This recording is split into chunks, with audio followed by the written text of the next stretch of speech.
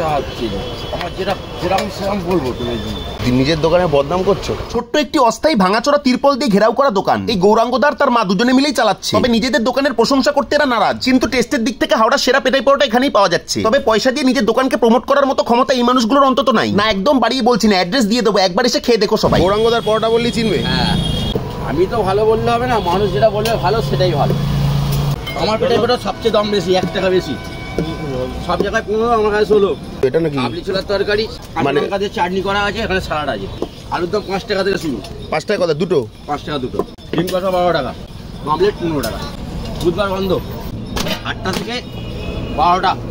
ডিম সিদ্ধ বাদে যা যা ছিল সব দিয়ে আমি আমার থালিটা সুন্দরভাবে সাজিয়ে নিয়েছি। পরোটাটা বেশ কড়া ভাজা, একদম কাঁচা ভাব নেই। তরকারি, আলুর দম আর ডিমের মামলেট কষা 3টে দিয়ে দারুণ খেয়েছি। আমাদের বালি জগাচা বিডিও অফিসের ঠিক অপোজিটে, যেখান থেকে রাস্তাটা দুভাগ হচ্ছে, তার ঠিক শুরুতেই একদম ফুটের উপরেই দোকানটি দেখতে পাবে। দোকানের পরিবেশ অতটা ভালো নয়, তবে খাবারটা ভালোই পাবে।